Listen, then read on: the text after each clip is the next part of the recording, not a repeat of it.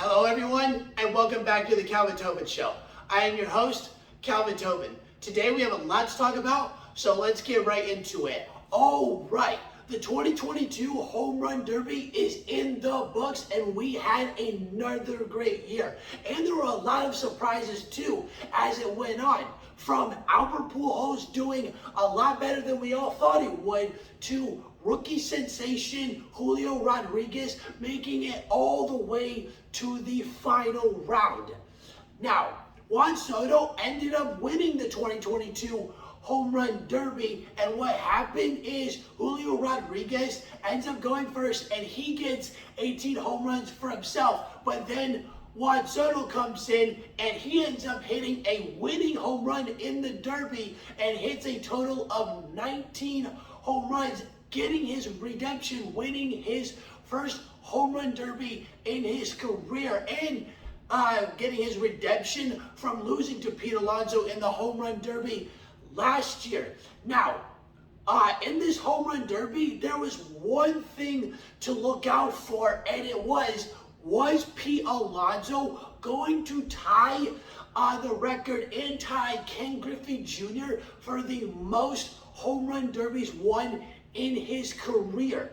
And unfortunately, Pete Alonso ended up losing in the second round to Julio Rodriguez, as Pete Alonso hit 24 home runs and Julio Rodriguez hit 31 home runs. But here's the thing.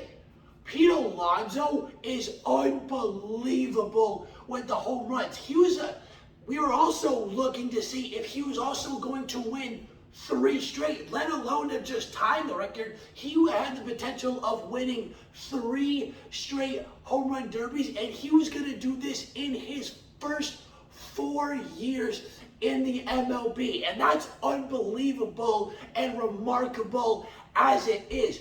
And Pete Alonso is just one hell of a beast when it comes to hitting those dingers. But he's only 4 years into his career. I really believe that he has a shot because he has a long way to go and a long career ahead of him. And I do think that he has a high chance at tying and breaking the record for most home run derbies won in his career. He's got a long way to go and plenty of time to do it. Now, here's a crazy statistic for Pete Alonso. The New York Mets are 93 games played into the season, and Pete Alonso has 24 dingers right now. In his first 4 seasons, so far, 3.5 to be exact, he has 130 home runs. And in Ken Griffey's first 4 seasons, he had 87. Pete Alonso could be the next guy, if Albert Pujols doesn't do it, to hit 700 dingers in his career. Because, like I said, Pete Alonso is far ahead of Ken Griffey Jr. and the kid had 630 home runs in his career, and Pete Alonso is way ahead of him just in those first 4 years. So let's see if it happens. Now, also with this home run derby, with Pujols losing in the second round to Juan Soto, after that happened, everyone was giving Albert Pujols so much praise because he was in his last home run derby of his legendary career. And when he was finally out, all the baseball players of the All-Star Week were coming up to him, praising him and giving him all the love in the world, especially Kyle Schwarber, because he was bowing down to him as well. It was such a cool moment for Pujols. And with Albert Pujols, I'm hoping, and I'm sure a lot of baseball fans are hoping and wishing for this to happen too. The Cardinals are 93 games played in, and they have 94 games, and they have 68 games left to play. And Albert Pujols has 685 home runs right now and has hit 6 so far this year. Can he do it, and will he do it? Because he has 15 more home runs to go.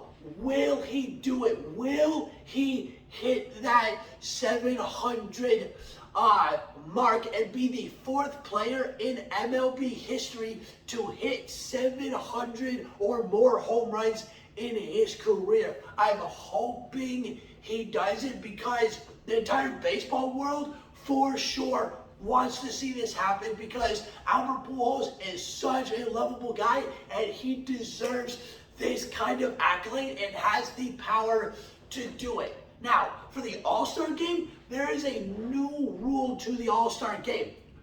At the end of this of whatever year All-Star game, from here on out, if it is tied after 9 innings, there are going to be 3 batters chosen from the American League and the National League to go into a home run derby to finish it off. Each batter gets 3 swings, and whichever league has the most home runs after 3 of those swings each wins the All-Star game, and then that's how it's going to be settled on who wins that All-Star game. Now, with the All-Star game, it is cool that it has added a technical second home run derby, but the All-Star week needs to add more activities and more mini games, because there is the celebrity game, there is the home run derby, and then there's the All-Star game, and now there's going to be a second home run derby whenever there's a tie after 9 innings. With the All-Star game, or All-Star week, they need to add more mini games like the NHL and the NFL. Like the NHL has a complete All-Star week where they can do fastest skater or hardest shot, and then the NFL can do who is the most accurate, and they do a race, whereas they go through all kinds of obstacles between the AFC and NFC, and whoever wins that is the better conference, so to speak. But that's what the MLB All-Star Week needs to do. Just add more mini games, like who is the fastest baseball player, who can hit the most out of like a certain amount of hits. Like if it was like 10 to 15 hits, who can get the most hits, or who can, I mean, technically it is the home run derby to a point, but also who can hit the farthest, like, and do it like that. Give them a couple minutes, who can hit the farthest. Now that would really be cool for the All-Star week in the Major League Baseball, but we'll see as time goes on to see if they added anything more, because that would be more enjoyable to watch. Now, who's more enjoyable to watch right now? It's the 76ers. That's who's more enjoyable to watch, because they have just re-signed the Beard James Harden to a 2-year, $68.6 million contract. Now, this is going to be interesting, because the 76ers right now, with Joel Embiid, they could be more enjoyable to watch, or not, because during the NBA playoffs, while Jimmy Butler was going off and going as great as he possibly could for the Miami Heat during their playoff run, Joel Embiid may have hinted at that he wants to join the Miami Heat. And let's just say Joel Embiid doesn't end up joining the Miami Heat mix. That would automatically put them as one of the, if not the favorite to win it all out of the East, because they have been close a couple of times, and they got to the finals facing LeBron James in the bubble a couple of years ago. So if Joel Embiid is added to that mix, that might give them their shot to win it all right there, because the Miami Heat are a very talented team with Bam Adebayo, Tyler Hero, Duncan Robinson, Jimmy Butler, and add Joel Embiid to the mix. Oh my God, would that be a scary team to watch. But other than that, even if that happened, I wouldn't be entirely surprised, because between what's happening in the NHL offseason and the NBA offseason right now, at this point, I would not be surprised at what is going to happen next. And what's happening next is James Harden is wanted less money. He asked Philadelphia to re-sign players. He made this statement a few days ago saying that he wanted Philadelphia to sign players and make this a better team, and then just give him whatever was left. They clearly didn't listen, because now he's getting paid $34 million over this 2-year contract. And with Philadelphia doing this, that loses their chance on signing more good players, and especially with one of the two superstars that are in the mix of wanting to go to a new team right now, which is Donovan Mitchell and KD, because everyone is trying to swing and hit a home run by landing one of those two guys. But Donovan Mitchell is more likely to land on a team quicker than KD, because you got to give up more to get KD. And who knows if KD is going to even leave Brooklyn this year, because Brooklyn could set their foot down and say, no, you got 4 more years left in this contract. You are staying here right now. We are not giving you away at all. But also, KD could just sit out a year again, sit out another year, because he's just that sensitive about it.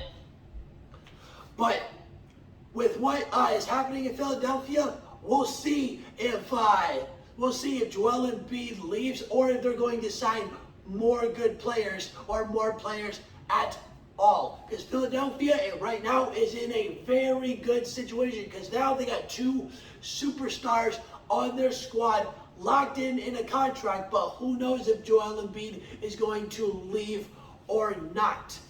Now, the NFL is going wild with their new rule as it pertains to wearing more than one helmet, as it's a new rule that had just been passed. And there have been 3 helmets that we have seen so far: an all-black Saints helmet, an all-black Panthers helmet, and the all-new red helmet for the Houston Texans. And the newest helmet that just came out was the new all-black uniform, along with their black helmet in for the Carolina Panthers. Now, with this new rule, there's going to be all kinds of teams doing new helmets, and who knows what we could see next, because uniforms can change, helmets can change, and it could be all kinds of colors. And the NFL could go and could be Oregon 2.0, where they're just constantly creating new uniforms and new helmets all the time. And what helmet could we see next? Could we see an all-purple helmet by the NFL, by the Baltimore Ravens? Could we see an all-orange helmet by the Miami Dolphins? Could we see an all-yellow helmet by the Steelers, or an all-white helmet by the Cincinnati Bengals? Who knows what we're going to see next, and it's going to be absolutely wild. So who's next on their new uniform? All right, that's the end of the Calvin Tobin Show. Please subscribe to my channel at Calvin Tobin Show so you don't miss out on any sports media, and please follow me on Instagram at Calvin Tobin Show so you don't miss out on any sports news whatsoever. And